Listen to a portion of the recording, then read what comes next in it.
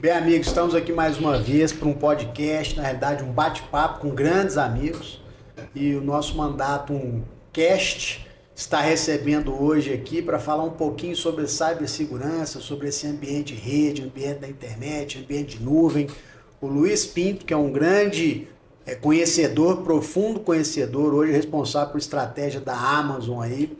E estamos aqui também, convidamos também o doutor Júlio, um grande expert na área de cibersegurança, da nossa grande parceria com a Brasec, que é uma empresa e um braço do qual a gente tem uma área para atender todos os nossos clientes na área de cibersegurança.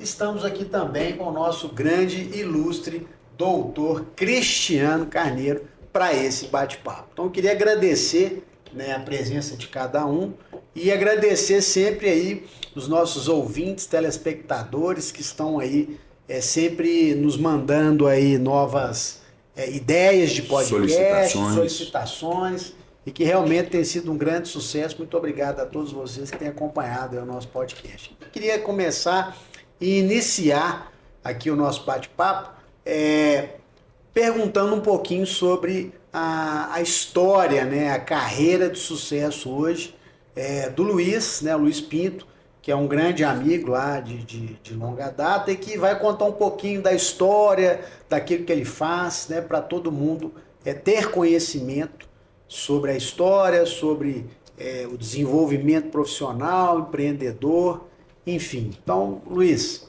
muito obrigado pela sua participação com a gente aqui, é sempre uma honra tê-lo aqui com a gente, batendo esse papo e podendo também explicar um pouco para as pessoas, sobre esse mundo aí dessa era hoje digital, da cibersegurança, que o Brasil tem tantos ataques que as pessoas não ficam nem sabendo. Às vezes a gente está com um ataque aqui no próprio celular, a gente não está sabendo, e a gente sabe que existem outras grandes empresas que trabalham com isso, e eu sei que a Amazon é um ambiente protegido, você cuida da estratégia desse ambiente, Vou contar um pouquinho da sua história, como é que você chegou nesse cargo até hoje que você desempenha aí tão bem.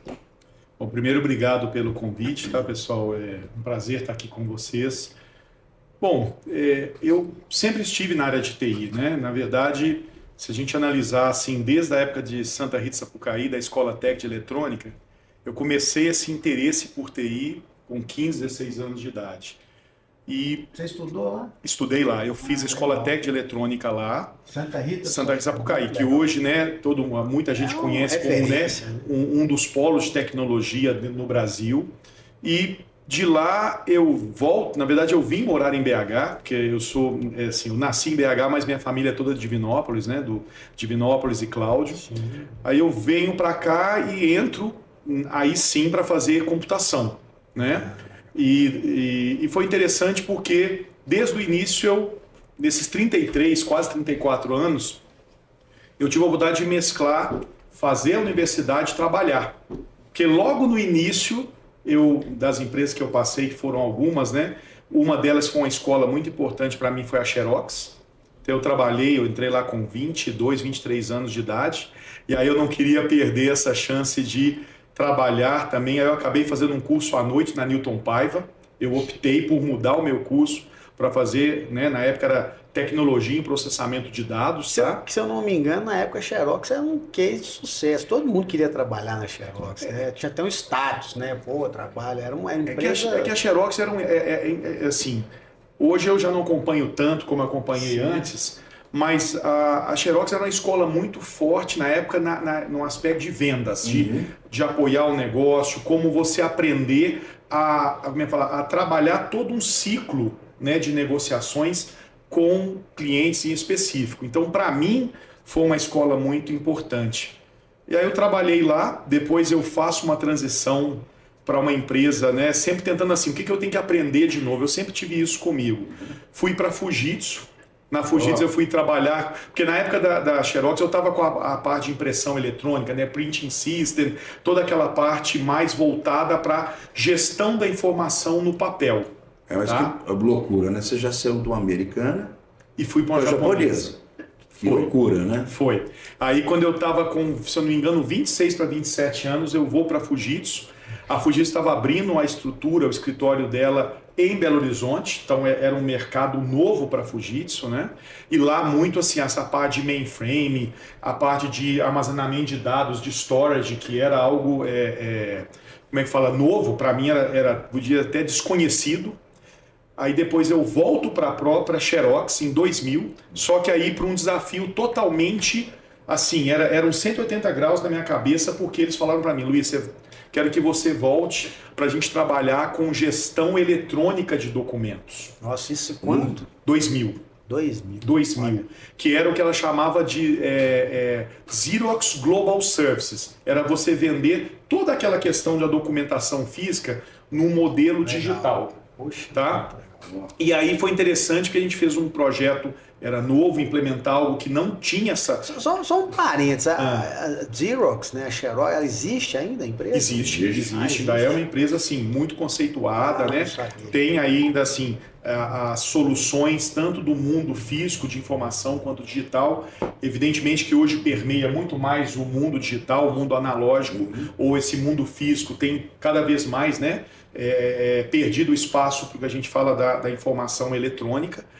E aí eu volto para lá e é interessante que o que a gente montou aqui, eu tenho um convite para montar a mesma coisa no México. Ah, que legal. Que foi em 2002, eu já estava aí com 31 anos. E foi interessante que eu buscava naquela época assim, uma carreira internacional de tentar, entender essa estratégia de ser um executivo de uma grande empresa, mas morando em outro país, absorvendo novas culturas, né? Quando foi 2005, eu volto para o Brasil, a convite aí da Microsoft, para poder montar na época a operação que ela tinha para Norte e Nordeste, que era era um modelo de expansão geográfica da empresa, tá legal?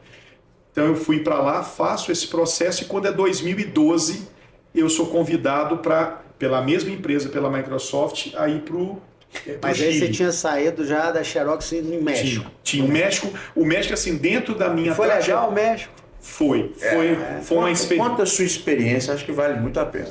Olha, a experiência do México, ela começa para mim pelo seguinte, né? A gente ter a humildade e ao mesmo tempo a gente ter a consciência de que a cultura, se ela não for inserida no seu contexto de negócio, a gente perde uma grande oportunidade de aproximar das pessoas e de usar essa cultura para você poder trabalhar melhor o dia a dia. No meu caso, que eu tinha uma equipe que eram 25 pessoas no início, usar isso em favor. Porque todos os países, né, hoje eu tive a chance de conhecer muitos países da América Latina, em quase todos eles eu tive a chance de trabalhar algum projeto ao longo desses 33 anos. A primeira coisa que eu procuro quando eu chego lá, isso o médico me ensinou a entender, como que é a cultura desse país, como que ele faz, né, estabelece processo de negócio, o quanto que isso impacta o dia a dia. E eu lembro minha esposa falar muito assim, olha, ela chega em um lugar, vamos no mercado central da cidade, vamos conhecer como que é o mercadão, como as pessoas, o que eles costumam comer, qual que é a tradição. Isso ensina muito pra gente. Então, a primeira coisa foi essa no México. A segunda foi como a gente consegue no dia a dia estabelecer certas estratégias de evoluir, mas sempre respeitando uma coisa. Você não vai mudar a cultura de um país. Você tem que entendê-la, usá-la adaptá-la, usá-la em seu favor, no sentido de conhecê-la bem e o mais importante, como que você insere contextos que dentro dessa cultura você permite a equipe crescer. Isso para mim foi bem interessante, porque eu era muito novo, eu tinha 31 anos. Então eu tive que aprender muita coisa. Eu chamo ele de pai, né, Arturo Morales, um papai mexicano, que eu falo assim, né, que o México para mim foi um mestrado sem diploma. Porque eu tive que aprender muita coisa que eu saía, eu não passei por São Paulo, né, pensando eu já fui direto de BH para lá. Então eu cheguei muito àquela cultura do interiorano, do Belo Horizontino, para criar, para me estabelecer num lugar assim muito, muito diferente do que eu estava acostumado, em vários aspectos. E o mais importante para mim que eu aprendi, eu acho que é entender uma coisa, né? O que eu sou capaz de fazer, o que eu posso fazer bem feito, o melhor que eu puder, e aquilo que eu não tenho condição de controlar, e é o que eu acredito, pedir para que Deus governe. Eu acho que é um ponto importante. Mas aí eu venho para o Brasil, monto essa operação, né, com várias pessoas, não fiz isso sozinho, jamais. Sempre é um grupo, a gente tem que saber, como diz o Bernardinho, né, o sentido de pertencimento, muito mais que o sentido da conquista. Aí eu volto, a gente monta a estratégia da Microsoft para Norte e Nordeste, nessa expansão geográfica. E quando é 2002 eu vou para o Chile. Aí eu vou para o Chile, fico no Chile até final do 21, voltei para cá janeiro de 22, né? Mas lá no Chile você foi como Microsoft, voltou. Bom, fui. Teve mudança. Teve, aí eu fui como Microsoft, né? Na época eu ia dirigir a operação de vendas lá, que era uma área que a gente chamava de clientes corporativos, ou em inglês o pessoal chamava de corporate accounts, né? Então era um segmento muito estratégico, muitas contas relevantes dentro do mercado chileno. Até então era somente Chile, né? E lá eu tinha a chance de, estando lá, ir para um universo que até então não conhecia, que era o universo de computação na nuvem pela Amazon, pela uma empresa do grupo Amazon, que a gente chama de AWS, que é a Amazon Web Services, né? Serviços de nuvem. Então, no Chile você teve o convite para ir para a Amazon? Sim. Ali eu mudei de empresa e também agreguei algo que eu não conhecia, porque eu sempre procurei na minha vida profissional ver o seguinte: essa mudança, o que ela vai me oferecer de conhecimento que eu ainda não possuo. Então, se você analisar, né, acho que no primeiro momento da Xerox eu aprendi algo que eu não conhecia, depois da Fujitsu estou na área de mainframe, depois volto para a própria Xerox, uma área nova. Só explica aí, mainframe, o que significa? Porque muita gente né, conhece, às vezes empresários e profissionais não sabem o que significa. Na verdade, o mainframe, se a gente olhar, né, ele foi um modelo de processamento de informação que, posso dizer que nos idos dos anos 70, ele era, na verdade, assim, o que de mais robusto, o que de mais estruturado se oferecia. Inclusive, dependendo das instituições, como instituições bancárias, era como assim, era um modelo que permitia você processar informação com segurança, de forma estruturada e, na verdade, dentro de toda uma, como é que fala, naquele momento, uma capacidade muito alta de processamento. Se a gente pensar um pouco na cronologia, o que é, na verdade, toda aquela parte da computação que a gente fala, né, do microcomputador, ele vai surgir a partir daí. Que surge até toda a questão do sistema, né? Na verdade, se a gente colocar, não era nem o Windows ainda, né? Que a gente não tinha, era o DOS. Então a gente começa, então teve aí uma transição, né? E começa a existir aí a computação, na verdade, mais acessível à pessoa física, que até então toda essa computação do mainframe era muito para as empresas. A gente começa a ter uma transição aí de ter acesso a gente como pessoa física, o que era muito pessoa jurídica naquela época. Então, o mainframe ele tem um papel importante, se a gente analisar até hoje, ainda tem, dentro do Brasil hoje, o Brasil hoje talvez seja ainda uma base importante de mainframe no mundo. Se você pegar algumas instituições, principalmente financeiras, ainda tem muito de informação processando, e é o que eu falei anteriormente, né? Devido a essa questão de segurança, toda essa questão de alguns critérios que as instituições financeiras buscam quando a gente fala de proteção de dados. Com o advento da internet, com o advento da computação na nuvem, está se mudando muito, mas ainda é uma base importante. Então, só para voltar aqui no que eu estava comentando, eu tenho esse momento de Chile, né, que teve essa transição, e foi importante porque foi onde eu começo a ter uma experiência muito importante em toda a parte de nuvem, streaming.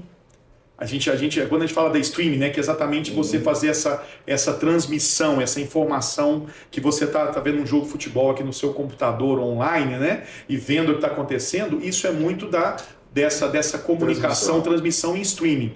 Era algo que para mim era totalmente desconhecido. Então, foi talvez, pensando na minha carreira, um complemento de algo que eu falo que a gente tem que estudar, tem que estar preparado e contar com a bênção de Deus, né? Eu penso assim, porque quando eu começo a entrar nesse mundo e entender esse mundo foi 2016 para 17, né? Logo do 19 para o 20 vem o quê? A pandemia.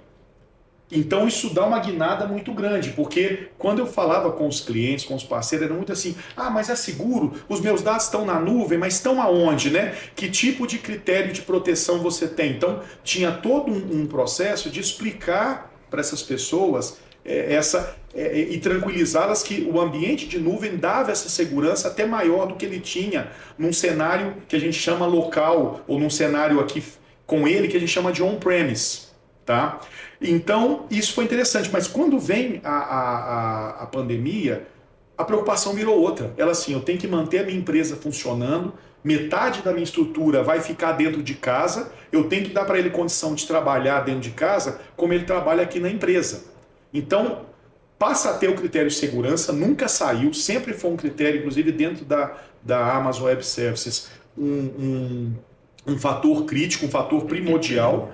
Mas começa a ter outros fatores também, quanto inovação, escalabilidade, agilidade de acesso da informação, tudo isso. Eles falam que a pandemia, né, o Júlia pode completar, é o seguinte, acho que teve 2 grandes fatores dentro da pandemia. Dizem que a pandemia antecipou 10 anos de tecnologia e informação. E é verdade. Porque todo mundo teve, nosso próprio escritório aqui, todo mundo teve que trabalhar de casa, acessando o servidor, com tudo isso. E o advento das fragilidades dos quais a gente nunca se preocupou antes. E aí entra a questão da cibersegurança, né, Ju? Eu acho que isso aí é uma coisa que a gente hoje tem que estar atento, tem que estar alerta, né? Essas 2 coisas são extremamente importantes. E quando a gente para ver, eu lembro da minha época que você ficava assistindo os Jetsons, né? E era o Jetsons e aquele Dr. Spock lá que tinha um relógio que falava, que era pra gente uma loucura, né? Que nunca ia acontecer e tal. E hoje a gente tá vendo aí uma coisa tão natural, tão normal, os nossos filhos acham que isso aí é natural. Então a gente sabe, né, desses processos evolutivos. E essa sua experiência é importantíssima, porque você trabalha hoje talvez numa das maiores empresas do mundo em tecnologia, de serviços, de nuvem, né? E realmente a gente precisa entender as empresas, as pessoas, como é que funciona, se realmente está seguro. E essa sua transição, essa sua experiência é muito importante para poder explicar para todo mundo, né?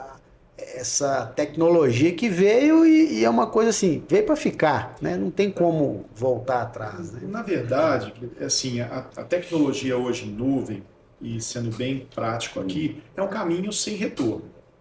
Por algumas razões. A primeira que eu gosto de citar é a agilidade da inovação.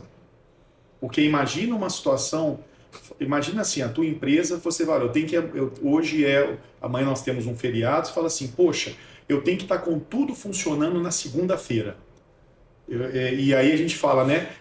Tem uma expressão que fala anywhere, qualquer lugar. E o meu funcionário de qualquer lugar ele vai ter que acessar aquela informação. Esse computador hoje virou o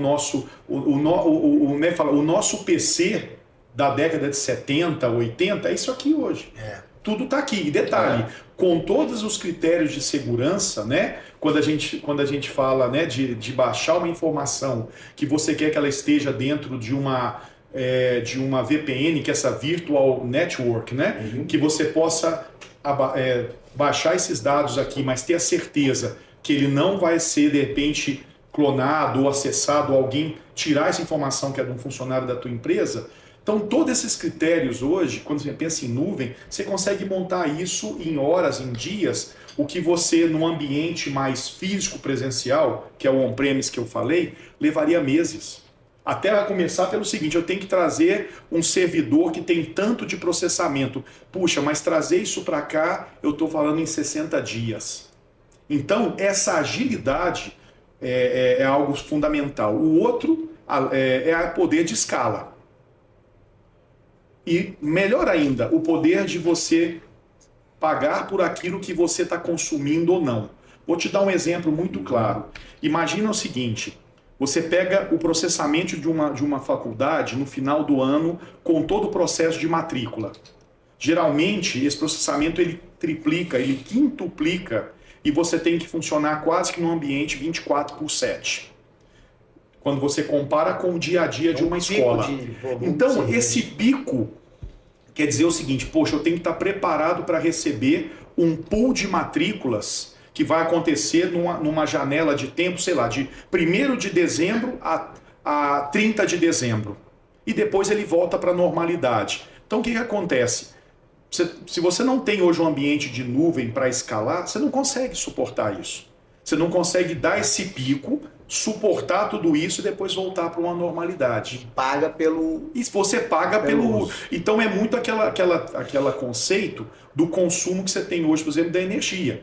Que você está com a luz ligada, você tem um consumo. Você desligou, ele volta. Ou você reduziu, olha, eu vou deixar só aquele ambiente ligado e esse ambiente eu desligo, eu não preciso dele agora. Então, agora a pergunta que né, a gente tem uma grande parceria com a Brasec, que trabalha nesse setor aí de cibersegurança, mas as pessoas me perguntam, Felipe, mas tudo bem, você tem a Amazon aí, tem essa nuvem e tudo, mas existe algum lugar físico que essas informações estão ali sendo processadas, né? Ou não existe?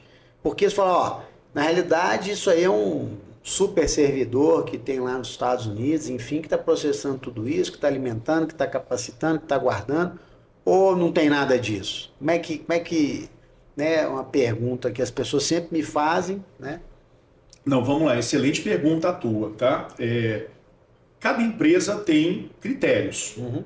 Como que funciona o critério dentro da AWS, tendo como princípio assim, que a segurança da informação é a nossa prioridade número 1. Então você tem o que a gente chama hoje de regiões, tá? Dentro das regiões, então, por exemplo, o Brasil hoje ele tem uma região que você tem o que a gente chama dos data centers, né? Que é o centro onde fica armazenado esses dados.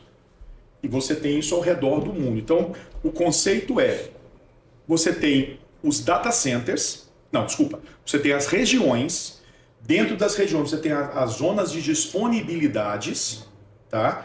E dentro dessas zonas de disponibilidade você tem um pool de data centers.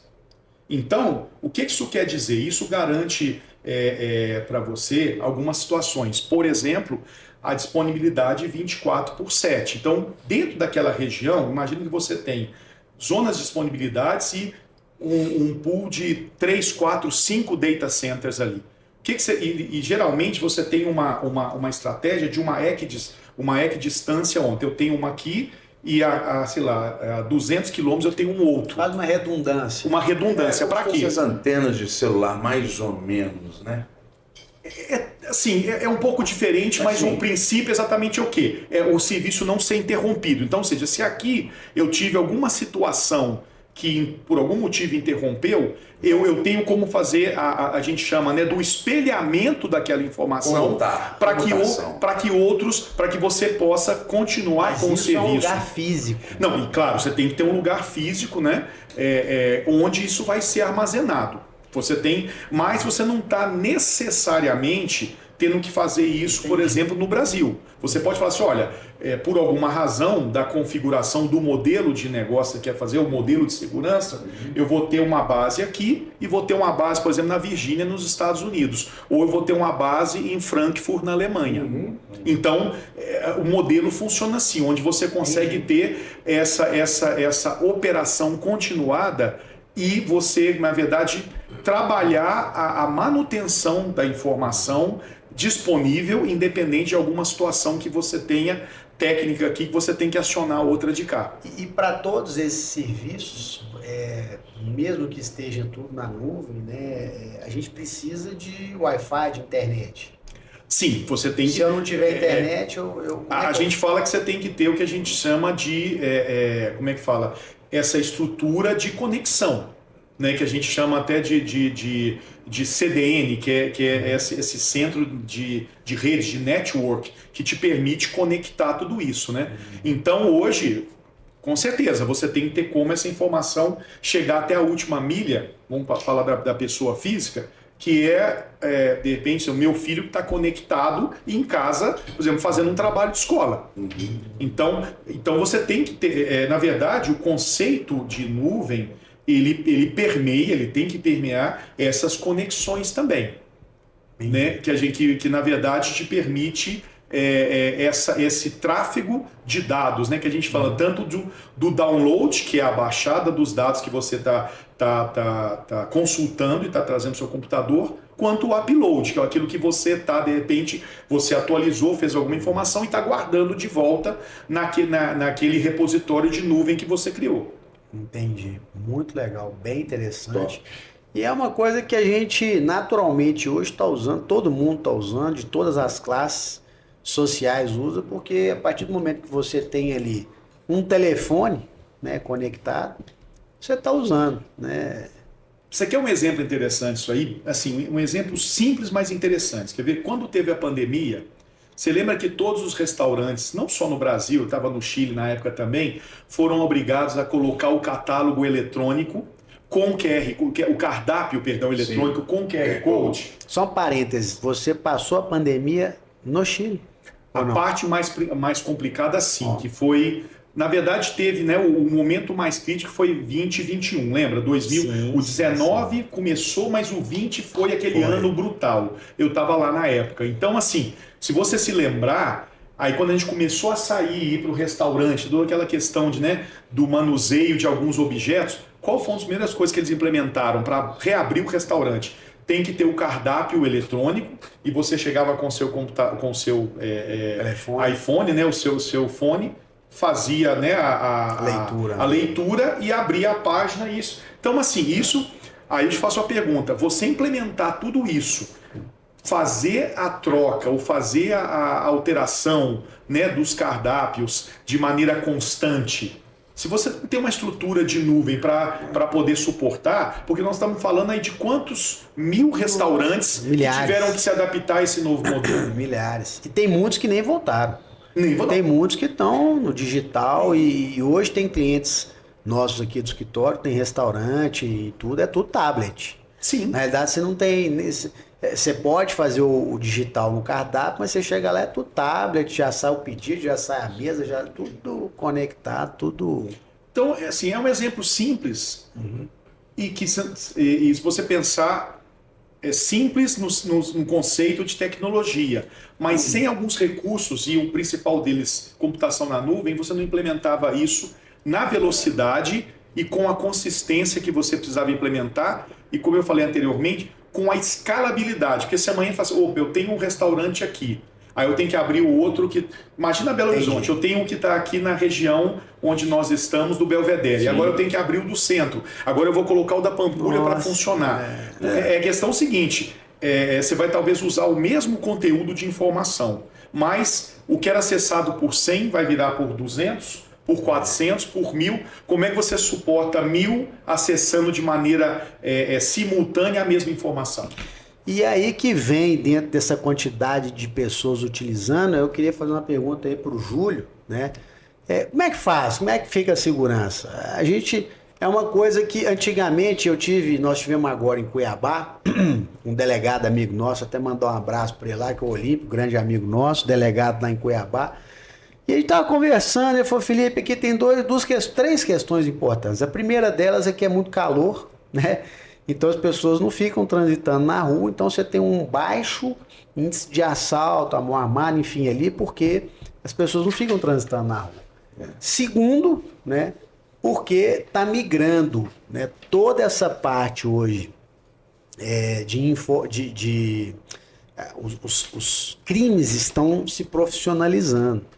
E ele falou pra gente, olha, hoje o crime tá aqui, ó, né? O crime tá indo para a internet. Mas é uma coisa que é tão virtual, né? Apesar de ter golpes simplésimos, só que o pessoal liga falando que é do banco. Nós temos clientes aí que já sofreram esse tipo de golpe, transferiram mais de 300 mil reais por um telefone, achando que era o gerente de banco, né? Que é uma má-fé e tal. Mas a gente tem essa situação que o crime está mudando, né, de figura e passando por um ambiente que, do ponto de vista de informação, de conhecimento, Se eu não me engano, assim, o número de pessoas que conhecem e dominam a tecnologia hoje é baixíssimo, é muito baixo. A gente tem os curiosos, crianças, jovens, enfim, que trabalham ali, mas a grande massa que está todos os dias utilizando laptop, computador, iPhone, enfim, o que for, a gente fica meio desprotegido, sem saber como é que funciona, como é que é isso, Júlio, como é que hoje tem as proteções que a gente pode contratar, que a gente pode usar, como é que funciona, né? Felipe, obrigado pelo convite aqui, tudo bem, Crisão? Obrigado, Luiz. Obrigadão. Falando da segurança, eu gosto muito assim de contextualizar a segurança da informação muito com a segurança física, para as pessoas entenderem um pouco mais de como ela funciona.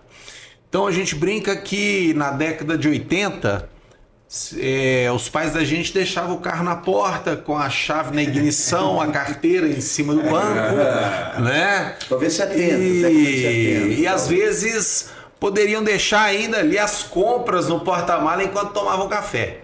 Então mudou muito o cenário, né? E hoje nós somos obrigados aí a conviver com trancas, vidro blindado, segurança armada, enfim, N tipos de dispositivos aí para poder nos dar segurança ou dentro de casa, ou no escritório, ou na rua, enfim. O mundo virtual é a mesma coisa. Então, com a evolução aí dos cybercriminosos, né, que são criminosos que não disparam uma bala, não precisam levantar da mesa e pode estar em qualquer lugar do mundo. E fazem assim um estrago aí hoje no mundo financeiro, no mundo industrial, no mundo hospitalar, né? Que isso vem crescendo no mundo inteiro. A gente brinca que tudo chega depois no Brasil, né? Isso já é uma realidade lá fora muito grande, mas a pandemia também foi o marco divisor aí da segurança da informação. Acho que por esse boom todo do mundo da nuvem, né? Da evolução aí do home office, das pessoas trabalhar em casa, fazer reunião virtual, enfim. E também com o aumento do cybercrime, as grandes empresas tiveram que se aparelhar. Porque a segurança como eu falei aqui no início, são diversas camadas ali que quanto maior o tesouro que você estiver tomando conta, quanto mais esse ataque cibernético, né, que hoje nós temos aí vários modelos de ataque, quanto mais valioso for o tesouro que nós estamos protegendo, mais soluções disponíveis no mercado, soluções robustas, vão estar disponíveis para quê? Eu brinco que um grande amigo meu lá no Vale do Silício falou uma coisa que antigamente a gente trancava tudo. Trancava a porta, punha cadeado, fechava. Hoje não. Com a velocidade das informações, por tudo que está chegando aí, esse mundo quântico, o que acontece? Nós temos que abrir tudo e saber o que está acontecendo. Abrir tudo. Julião. Não, mas não abrir para todo mundo. Você não adianta trancar, Felipe. Você abre as portas, porém monitora tudo com tecnologia. A partir do momento que aquele cara errado ali entrou, vai detectar e o segundo segurança vai bloquear e pôr ele para fora no contexto. Então, assim, não adianta só barrar todo mundo, porque aí vai travar.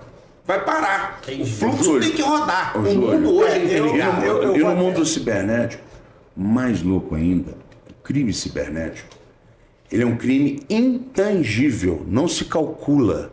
Ou seja, quando você está nesse crime nosso, normal, roubou um carro, tá aqui o preço do carro, a seguradora vai lá e te paga o carro.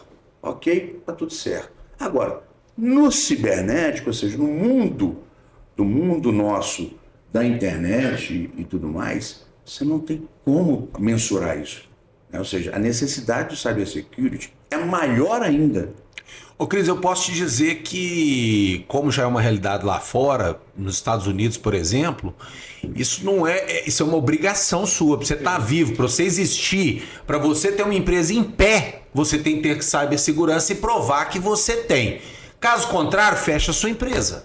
Isso é uma realidade lá fora, isso vai chegar aqui. Por quê?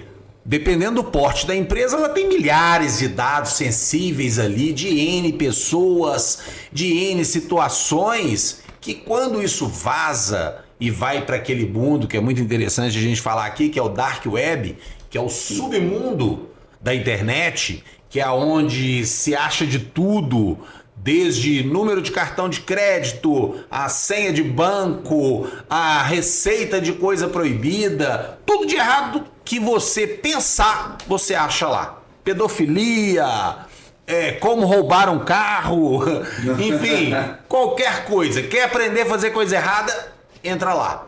Então, Por favor, não entre.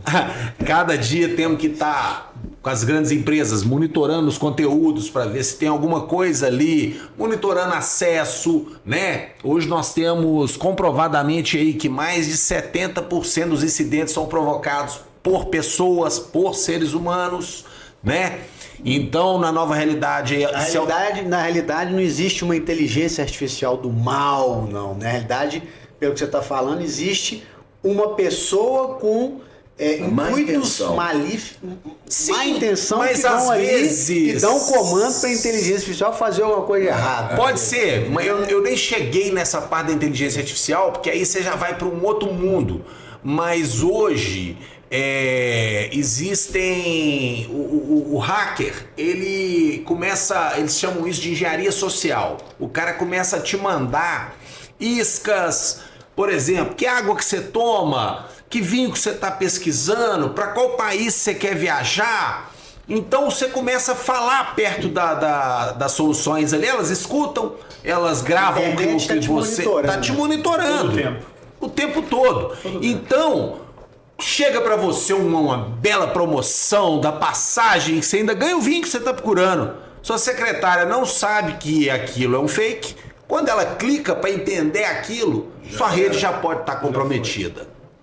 Então, se você não tem uma solução que te alerta em real time que isso aconteceu, isso pode estar indo para um caminho, numa eventual porta que foi deixada, vamos dizer assim, não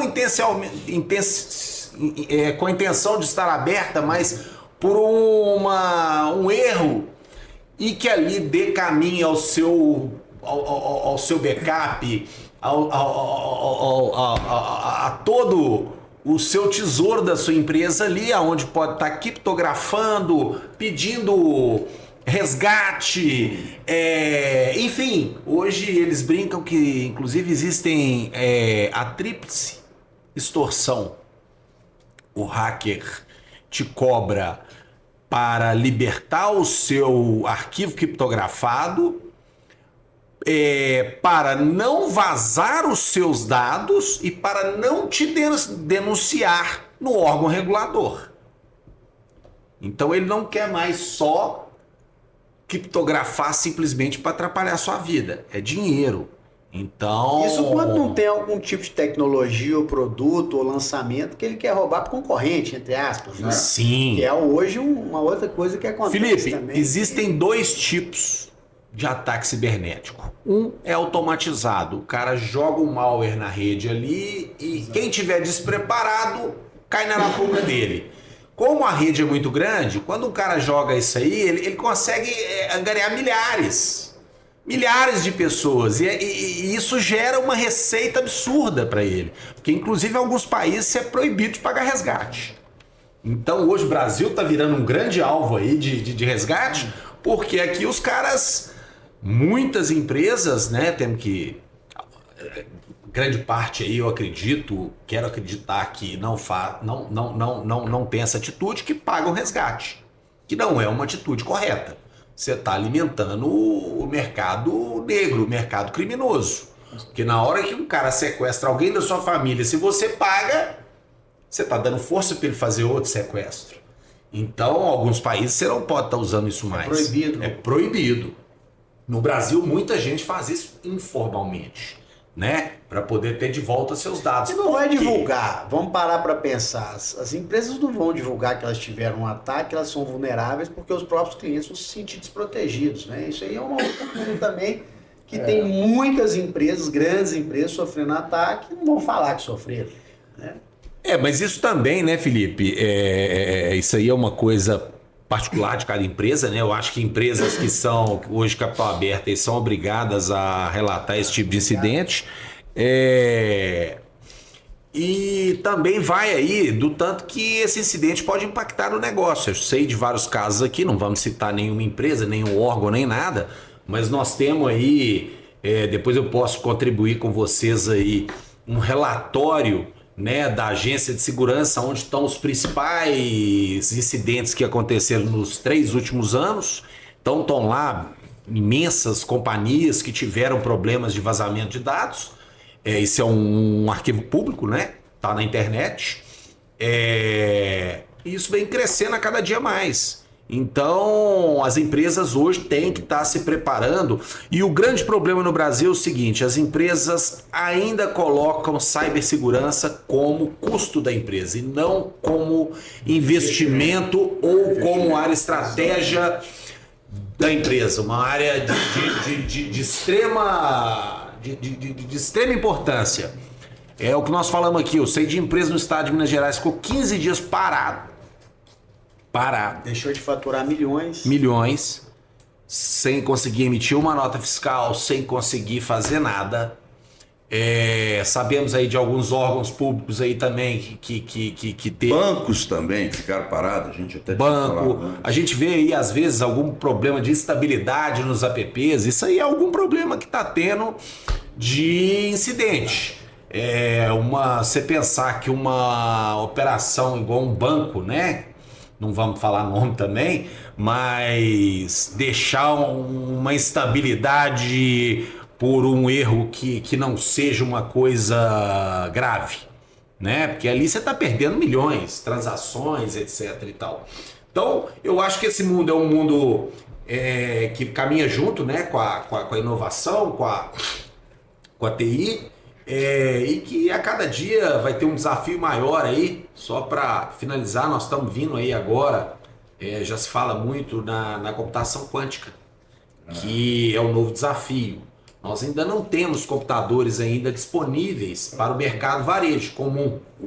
Mas quando isso acontecer, a coisa vai mudar demais, porque a criptografia normal hoje que nós temos aí, que o cara demora às vezes 2, 3 meses para poder quebrar ela, ou às vezes 1 ano, ele vai quebrar em minutos.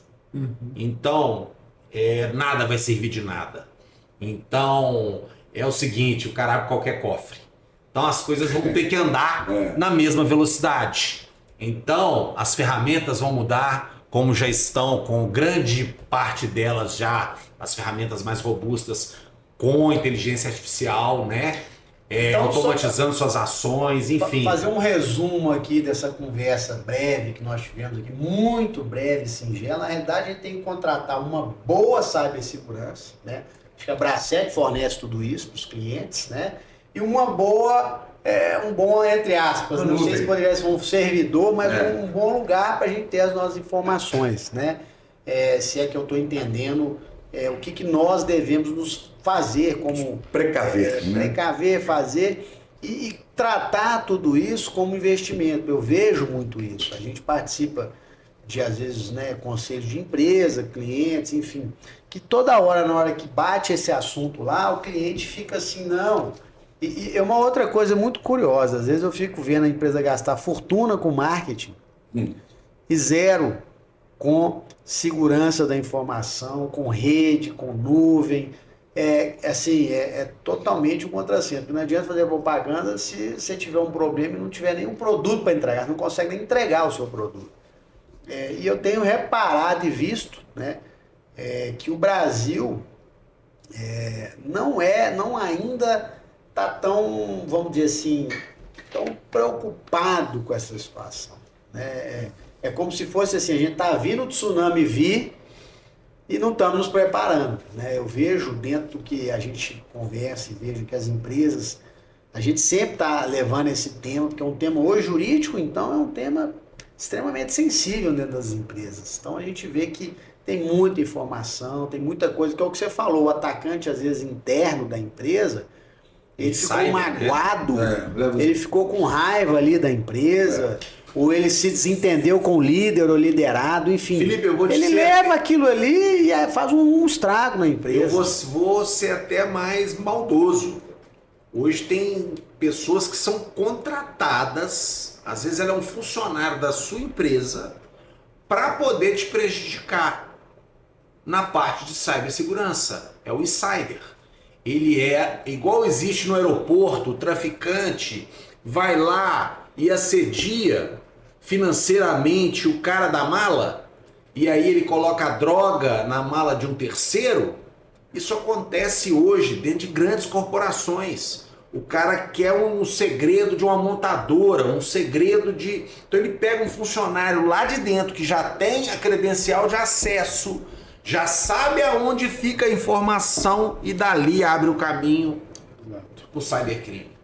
Eu queria só complementar, acho que teve um ponto aí que o Júlio falou que tem muito sentido, que é, existe já, na minha visão, uma mutação, um movimento desse TI como um custo, né? Se a gente pegar o jargão um pouco do OPEX, para um investimento que seria mais o CAPEX, né? Mas eu queria apimentar isso. Vai lá, Júlio. Oba. Isso teria que estar dentro do seu custo anual.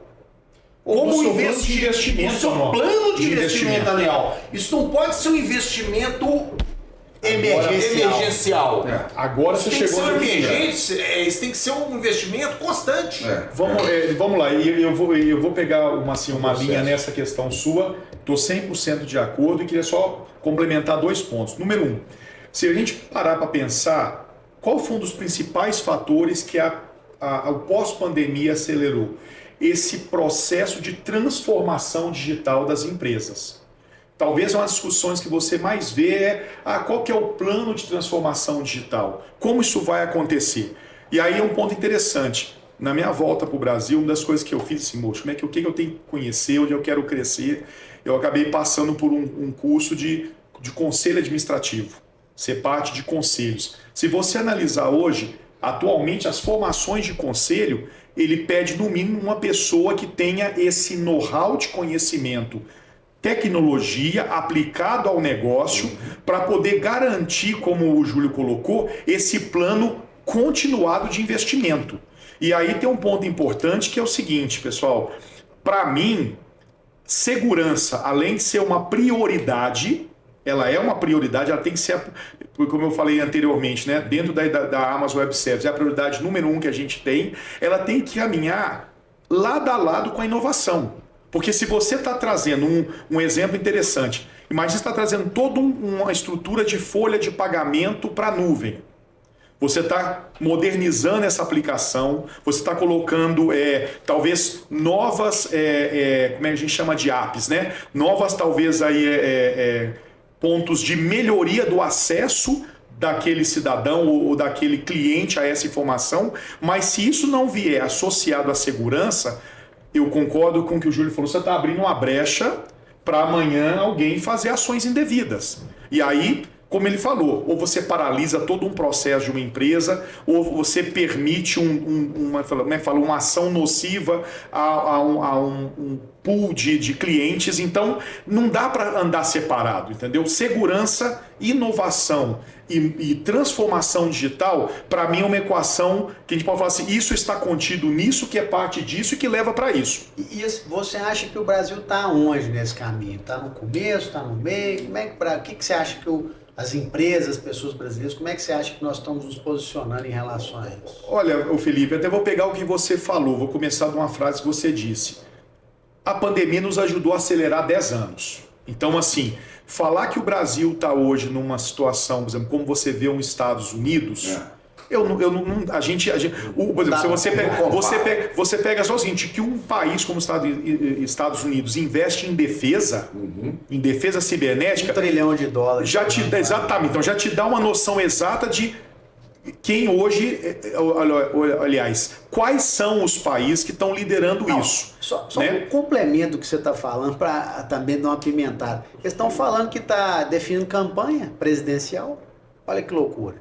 Então, assim, como eu falo para você, a gente tem hoje uma situação importante de entender a evolução. Agora, como eu vejo o Brasil, né?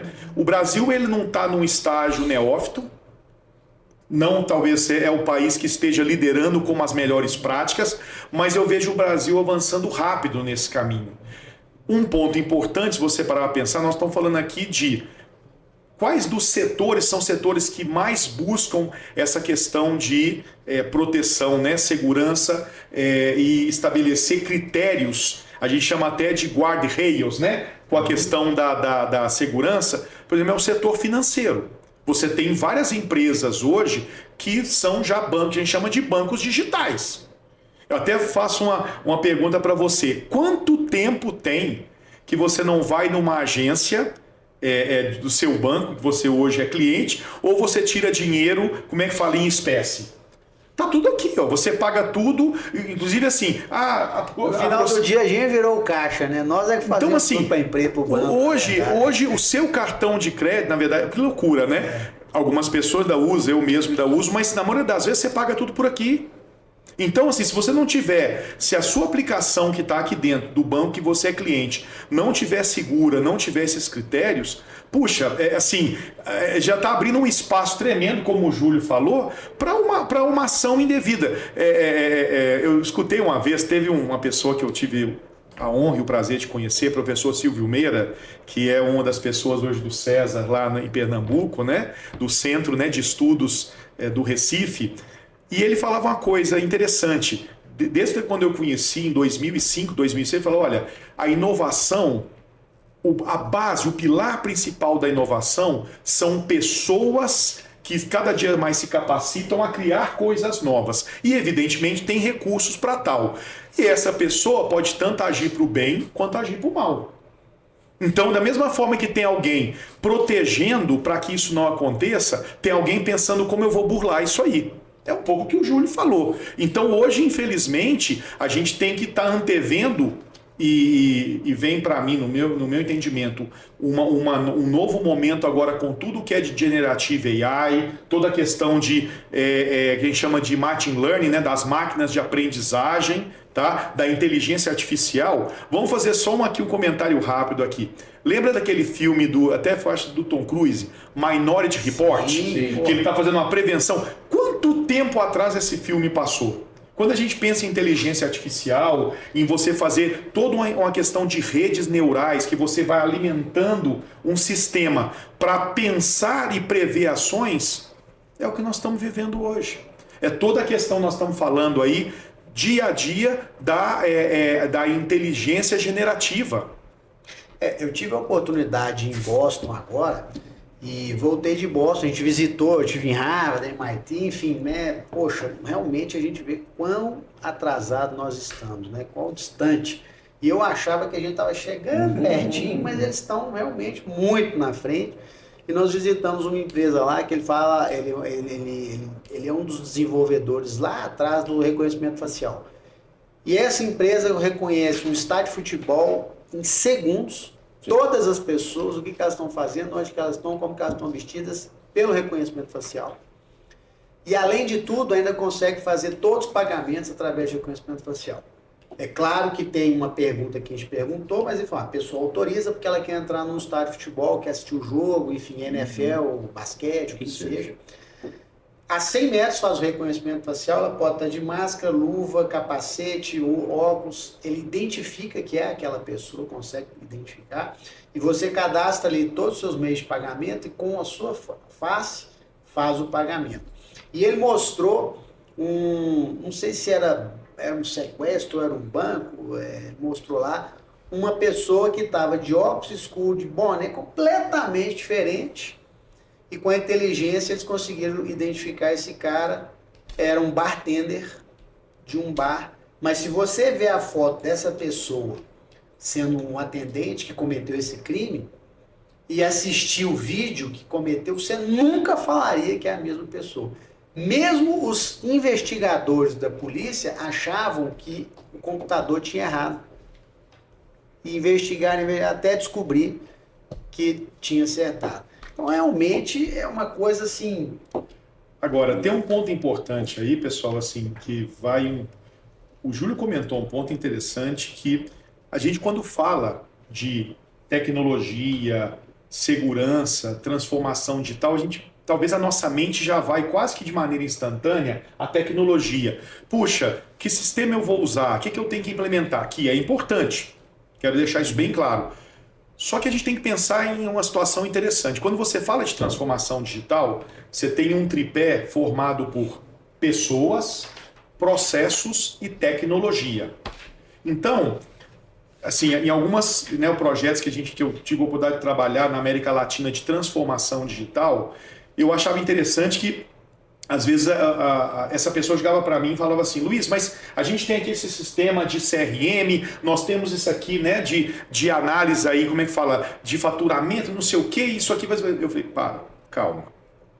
Deixa eu entender o seguinte, me fala um pouquinho das pessoas. Fala dos processos. Porque o que acontece? Você pode ter um sistema extremamente bom, mas se você não prepara essas pessoas e até entende se o perfil delas, você consegue movê-las para esse mundo mais digital, ou você tem que buscar formar esse novo perfil, esse é um ponto de falha também. Porque, você quer ver, parece besteira assim, mas não é, tá? Alguém faz aquela chamada, liga para alguém, imagina o Júlio para mim, Luiz, você tá aí, tá, tudo bem? Eu preciso para poder entrar no seu, eu preciso da sua senha. Aí você passa a informação. Então, poxa, eu estou precisando de entrar aqui. Sabe aquela coisa do tipo, olha, sexta-feira eu tenho que ativar uma informação para o diretor. Puxa, você me fala, me passa a informação para me entrar. Você já abriu uma porta aí? Sem querer.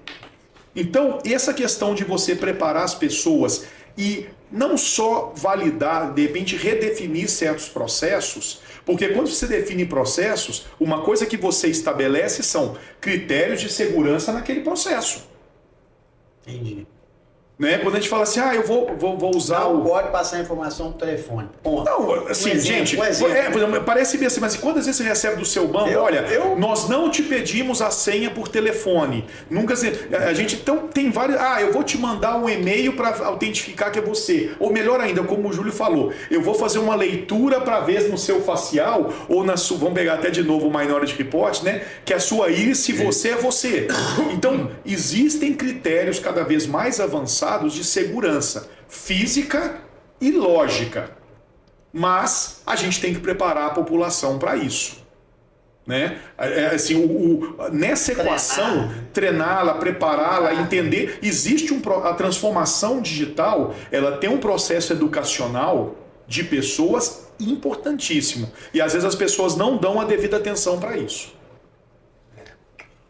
E com o chat GPT e agora atrapalhou tudo, porque os caras colocam o Michael Jackson como se fosse uma pessoa viva, cantando e conversando com o Felipe aqui agora. E falando que acabou de encontrar com o Júlio ali na esquina e o Júlio tá aqui dentro. Ele monta o avatar, né? Ele monta, ele faz, ele põe o presidente do Brasil aqui agora, com a voz dele, conversando com você e te respondendo pergunta. Não, uma coisa tão... Eu fiquei muito impressionado. Surreal. Eles apresentaram lá um aplicativo para a igreja e mostrou um pastor, não vou falar o nome, mas esse pastor, eles fizeram o seguinte, é um curso. Uhum. Só que esse pastor não tem tempo, né? Ele é muito demandado, um pastor famoso, ele não tem tempo para dar o curso na igreja. O que eles fizeram? Montaram um curso inteiro, colocaram ele dando o curso exatamente com a voz dele. Aqui. E detalhe. Isso é um programinha hoje. Aí colocaram ele dando um curso virtual. Virtual. O curso perfeito. Até o trejeito dele falar, você não acha que é montagem. E detalhe, ele falou assim, agora você quer ver uma coisa? Colocou em árabe, em inglês, francês. Ele dando o curso, normal. Falando, quer dizer, uma coisa realmente que a gente... Né? Agora, sabe uma coisa importante? Aí você tocou num ponto interessantíssimo, porque quando você pensa numa inteligência artificial generativa ou toda uma estrutura neural, vamos pensar o seguinte, né? Nós todos aqui somos pais. Os nossos filhos, assim, quando você... não é? Lembra, os filhos pequenos, eles vão aprendendo numa velocidade tremenda. Eu lembro quando eu cheguei no Chile, né? Eu preocupado, minha filha com 7 anos ia entrar para uma escola para falar que ia ser inglês e também espanhol. A coordenadora me disse: Luiz, não se preocupa. Ela vai, como é que fala? É igual uma esponja, ela vai chupar essas informações com a velocidade, você vai ficar espantado. Trazendo isso para a inteligência artificial, né? Trazendo isso para essas redes neurais que a gente chama da inteligência artificial generativa, ela faz a mesma coisa, ela vai aprendendo, ela vai sugando. Então, o que acontece? Se você não tiver, o que eu falei do guarda-reios, né? Essas barreiras de proteção, ela pode te abastecer com informações nocivas e com informações boas. E aí a gente ainda agrega nisso um ponto importante. A gente tem hoje uma geração mais jovem, muito capaz, assim, de um aprendizado rápido, muito tecnológico. Melhor que o nosso, né? Mas, assim, com uma profundidade às vezes pequena. Então ele pega um vídeo do TikTok que fala 1 minuto sobre a Revolução Francesa, ele já sabe que conhece Bonaparte, Robespierre, o que aconteceu, né? A questão da guilhotina. Então, ele não dá aquele mergulho que a gente chama de 400, né, de 300 metros. O que acontece então? Ele vai lá e faz uma consulta do GenAI. Se ele não tem como é que fala? Um sistema que limite essa informação para não passar coisa nociva, vem de tudo. Quer ver um exemplo que eu vou te dar interessante? Teve um projeto que né, eu fui parte aí um tempo atrás, que era uma estrutura educacional, uma empresa de educação, que ele fez o seguinte: ele fez o que ele chamou de conteúdos, ele chamou de content tags, ou conteúdos que ele tem, na verdade, ajustados assim, ou fiscalizados, onde ele tinha que permear, no mínimo, a informação, né, que está dentro daquela estratégia do MEC. Então, isso aqui é o mínimo que eu tenho que oferecer, mas eu vou melhorando esse conteúdo. Só que ele colocou certas barras de proteção para não vir informações que ele entende que saem do escopo que a escola está querendo fazer. Por exemplo, hoje nós temos um debate complicado na sociedade da ideologia de gênero.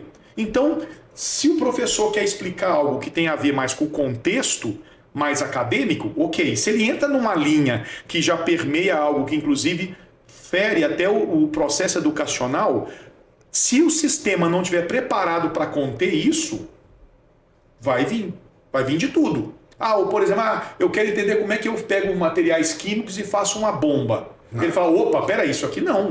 Isso aqui eu não posso permitir. Então, isso são pontos importantes. E aí eu estava até falando, minha mãe é uma professora de português, eu falei assim: mãe, tudo que você pensou lá atrás em ter para fazer o seu planejamento de aula mais rápido, com mais conteúdo, eu falei para ela assim, que você fazia na mão, hoje tem estrutura para fazer. Só que nós precisamos da inteligência sua e de outras grandes professoras para alimentar essa rede neural com coisas boas e limitar as coisas nocivas. Isso. Vai ser um grande perigo. E isso permeia, e eu compartilho o que o Júlio falou, a visão estratégica da segurança da informação.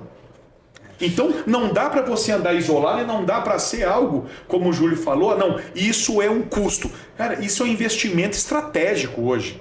Em qualquer empresa, de qualquer porte, de médio e grande porte, então, é fundamental. Isso realmente, e nós temos princípios cristãos ainda, realmente na cabeça das crianças, que ainda não tem um discernimento, é muito difícil, né? Eu vou te contar um exemplo agora. Essa semana, minha filha, eu coloco ela para dormir sempre, ela foi dormir. Ela virou e falou: ai, papai, eu só tô vendo a bruxa. Eu falei: mas bruxa? Mas como, filho? Como assim, né? Eu não deixo. A gente tem um critério muito... Ela tem 4 anos de idade, né? Ela assiste alguns desenhozinhos que ela gosta, ela Peppa e tal. Mas a gente nunca deixa ela ver absolutamente nada fora disso. Uhum. A gente tem esse controle, geralmente acompanha. Mas a gente teve uns dias fora. Minha esposa, que a gente viajou, e ela, se eu não me engano, assistiu algumas coisas em outros telefones, talvez da vovó, talvez da bisavó, e a gente não sabe. Mas ela falou que viu, ou seja, aquilo que ela estava vendo que não era nocivo, De repente surgiu uma imagem ali que ela foi passando, né, no YouTube Kids ou no YouTube, enfim, qual que era, e que veio e ela falou, não, eu vi, né, eu vi no da vovó, no da bisavó, não sei. Eu falei, mas como? Aí eu falei, não sei, apareceu. Quer dizer, em fração de 1 minuto, né, essa informação veio, ela viu e causou, querendo ou não, ali, ela foi, não, filho, fica tranquila, bruxa não existe, papai tá aqui, né? Deus é bom e tal. Pronto, ela acalmou e pronto, né? Tal. Mas de uma coisa extremamente simples, simplésima, né?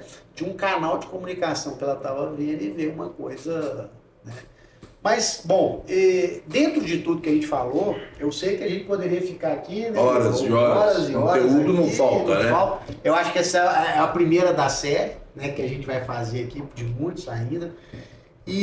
Mas o último ponto que eu gostaria de que você contasse pra gente aqui, que eu acho que é muito legal também, é da sua, se você puder contar e quiser contar, né? Claro. Da sua conversão, como que foi e tudo, que eu acho que é interessante isso. O Felipe, foi assim, hoje eu tenho a certeza absoluta, e eu vou te comentar um caso que foi fantástico, e eu lembro disso todas as vezes que eu tenho oportunidade de falar, que eu acredito e eu creio muito na condução de Deus na nossa vida. Todo mundo tem um ditado que está nos Salmos que fala que o homem propõe e o coração, né, e Deus dispõe, né? Então tem essa questão a gente está muitas vezes querendo fazer algo e esse algo que a gente quer fazer muitas vezes está numa linha contrária ao que Deus quer para a sua vida, né? O que Cristo quer para a sua vida. E se a gente escuta, ele nos permite ou ele nos ajuda nessa correção de rota.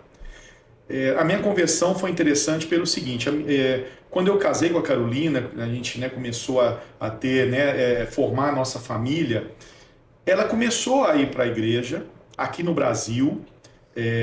Na época a gente morava ali no Coração Eucarístico, então a gente começou a frequentar ali a Lagoinha, né, a Igreja Batista da Lagoinha, e eu fui numa pregação, eu senti bem, eu vi, sabe, era até do pastor do Márcio Valadão, né? E eu falei, isso faz sentido, está sendo falado, mas a gente, quando acabou, o pessoal veio falar comigo e eu me senti um pouco assim, eu falei, Carol, não me traz de volta aqui mais não quero vir aqui, não sei o quê, não quero saber disso. Aí o que acontece? Vem a proposta da Xerox para ir para o México. No México, hein? No México. E aí, quando eu vou pro México, né? Deus é tão misericordioso, tão bom. Não, eu na verdade, eu não queria muito, sabe? Aí, o que acontece?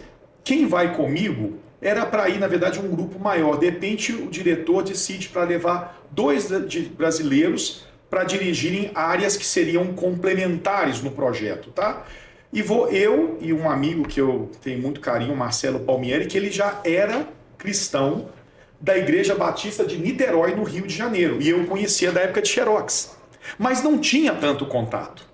E aí aconteceu um fato que me marcou tanto a minha vida, porque se eu falasse assim, se eu não tivesse visto, eu acho que eu ia falar assim, não, isso aí fizeram um truquezinho ali do David Copperfield. Dentro do processo de transição, a Xerox colocou uma pessoa para nos ajudar a encontrar o imóvel para morar, né? Para fazer esse processo, né? Isso lá no México. Isso lá no México, né? Desse que eles chamam de relocation, essa colocação dentro de um novo país, né? E essa senhora nos levou em alguns imóveis que não estavam tão bons assim, de repente leva a gente num super legal, assim, com uma área boa, né? Num bairro mais seguro dentro do México, a gente já tinha um pouco mapeado onde seria, né, segurança, mais uma vez, né, melhor de morar, não tinha mais aquele negócio de deixar a chave no carro, viu, Júlio? Só para você saber. Leva o carro, lá no México leva o carro e você. Eles gostam muito de levar o carro e você. Aí o que aconteceu?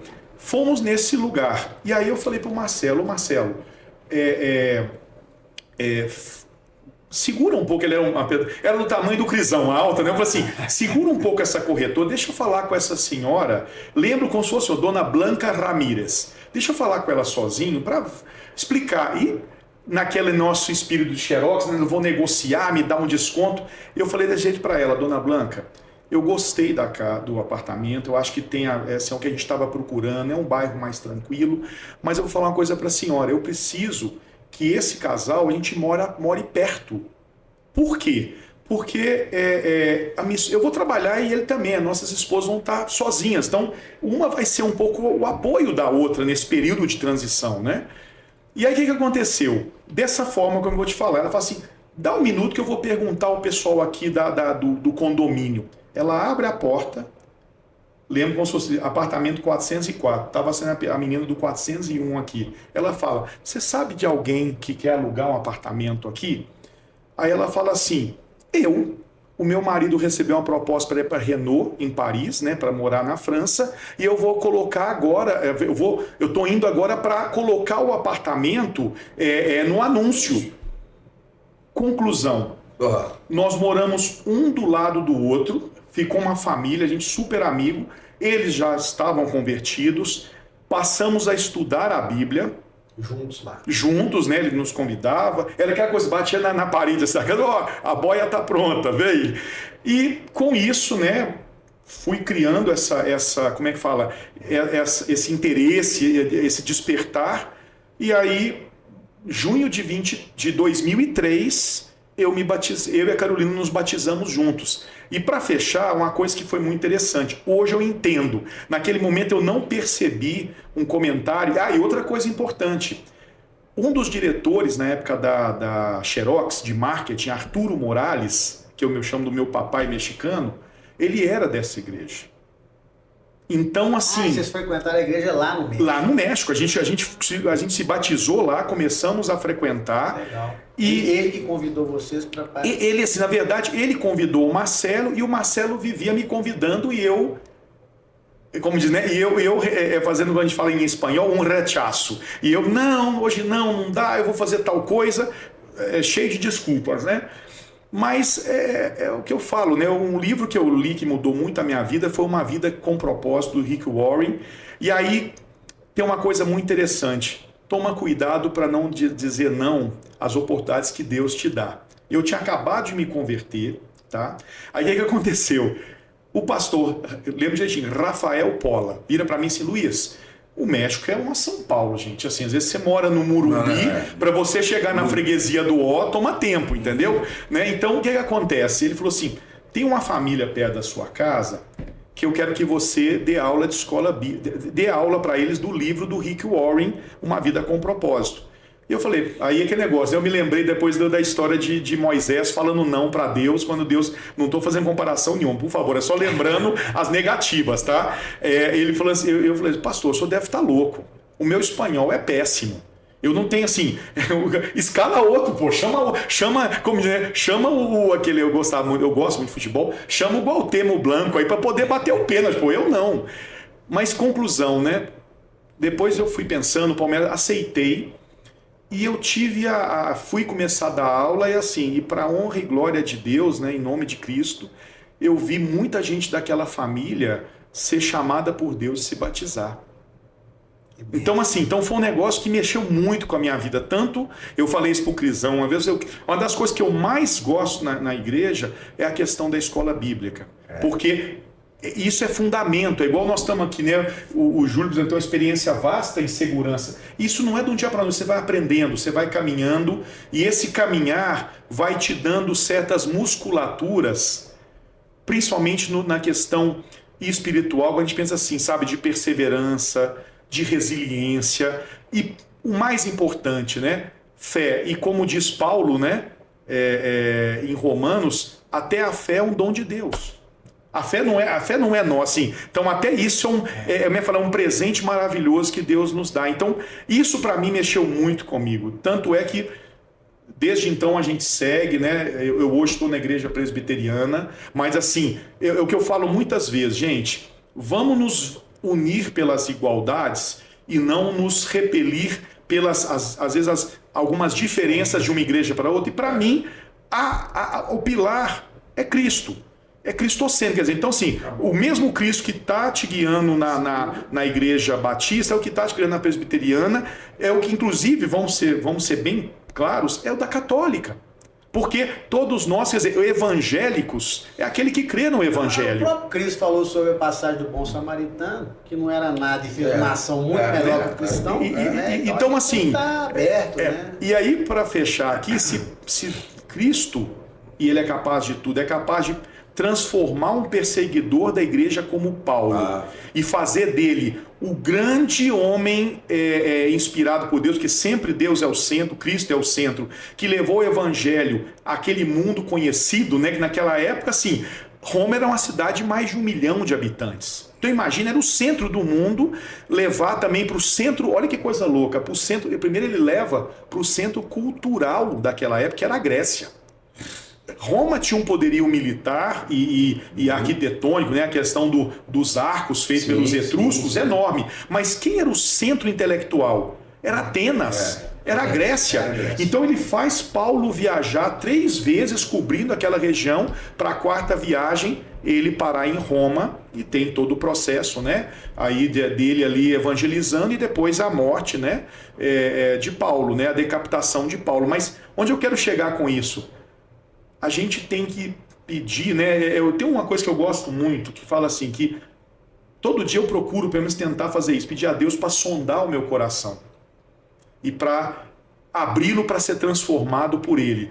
Então eu acho que isso é o principal papel. Se a gente permitir isso, Deus vai escrever histórias interessantes. Tem outras, mas essa para mim é interessante porque eu vi claramente assim que tinha um contexto que ele estava me cercando, olha, eu vou te cercar de uma forma que você... Vou te levar lá pro México. Que você vai ser preparado. E ele me tirou realmente assim, porque a gente fala assim, mas tem uma vida legal, pô, sábado eu vou na casa do Júlio, a gente joga um futebol, depois faz uma cervejinha, mas domingo, puxa, domingo tem um tênis lá com o Felipe, então a gente sempre tem uma desculpa, que ele fez, vai acabar suas desculpas, eu vou te levar para outro lugar e lá eu vou te... como a gente fala muitas vezes, eu vou te quebrar para te reconstruir com os pilares que eu acho que você deve ter. Bom, já falei demais até, mas é um pouco isso aí. Excelente. E realmente para nós aqui é uma honra, porque no final do dia todos nós estamos querendo crescer, aprender, melhorar. E o que a gente mais aprende do ponto de vista, eu acho que de crescimento e experiência, é com exemplos da vida dos outros. Na realidade, a gente tem a nossa vida, mas se for para parar para pensar que todo mundo fica falando de Cristo, enfim, ele não escreveu absolutamente nada, ele não escreveu uma linha. O que ele deixou foi o exemplo. Exato. Então os nossos filhos, as nossas famílias, a nossa comunidade, a nossa sociedade, ela aprende, cresce e se desenvolve através dos exemplos. Então, para a gente é uma honra, né, estar aqui com o Crisão, que é um exemplo para todos nós. O Júlio, um grande amigo de longa data, que é um exemplo para todos nós. E você, né, Luiz, que está aqui também, nos brindando hoje com o Júlio aqui nesse bate-papo legal. E agradecer a todos vocês, né, mais uma vez, por estar aqui acompanhando o nosso podcast, nosso bate-papo.